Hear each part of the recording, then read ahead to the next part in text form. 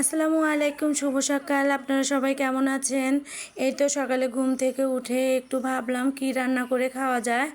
আর তাই ভাবতে ভাবতে চিন্তা করলাম ফ্রিজে একটু কচুরলতি আছে, আর এই কচুরলতিটুকু আমি কেটে নিলাম সুন্দর করে নিয়ে ধুয়ে এরপরে আমি লাল লাল করে মরিচ পেঁয়াজটা ভেজে নিলাম। এরপর একটু আমি লবণ দিয়ে দিলাম আর একটু হলুদের গুঁড়ো দিয়ে দিলাম, আর এর মধ্যে আমি একটু আদা রসুন বাটাও দিয়ে দিলাম, কারণ চিংড়ি মাছটাকে আমি সুন্দর করে কষিয়ে নেব। কষিয়ে নেওয়ার পরে আমি একটু হালকা পানি দিয়ে দেবো। এরপরে আবারও আমি এটাকে কষিয়ে নেব। কষিয়ে নেওয়ার পরে আমি কচুরলতিগুলো রেডি করেই রাখছি, এর ভিতরে আমি এখন কচুরলতিগুলো দিয়ে দেবো। আর আপনারা কিভাবে রান্না করেন আমি জানি না, আসলে আমি কচুরলতি এভাবেই রান্না করি। হয়তো বা মাঝে মধ্যে শুটকি দিয়েও রান্না করে খাই, আর আমার শুটকি দিয়ে না খেয়েই চিংড়ি দিয়ে খাইতে মজা লাগে।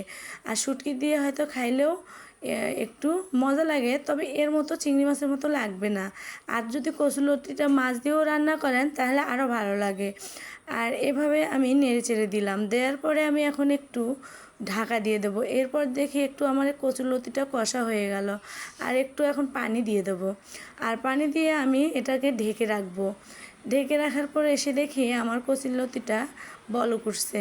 এরপরে আবারও একটু আমি নাড়াচাড়া করে দিলাম, আর নাড়াচাড়া করে দিয়ে আমি আবারও এটাকে ঢেকে দেব। ঢেকে দিয়ে আমি কি কি রান্না করছি এর আগে সেটাও আপনাদের সঙ্গে শেয়ার করব।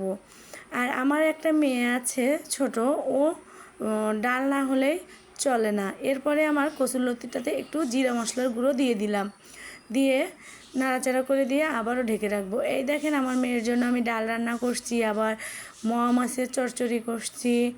তো ভাবতে ভাবতেই দেখি বাহিরের ভিউটা অনেক সুন্দর লাগতেছে, তাই এটাও আপনাদের সঙ্গে শেয়ার করলাম।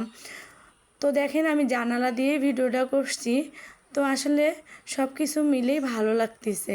এরকম রান্নাঘরের সাইডে যদি সবুজ শ্যামল কিছু গাছগাছালি থাকে তো কার না ভালো লাগবে, এই জন্য আমারও এটা ভালো লাগে।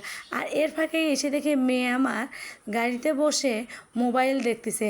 আর আমার মেয়েটা অনেক মোবাইল দেখতে পছন্দ করে, কিন্তু আমি অনেক চেষ্টা করি যে ও যেন এত মোবাইলটা না দেখে, তারপরেও আমি ওকে আটকাতে পারি না। আর এর ফাঁকে এসে দেখে আমার কচুরলতিটা হয়ে গেছে। তো আজ এই পর্যন্তই। আসসালামু আলাইকুম, আপনারা সবাই ভালো থাকবেন।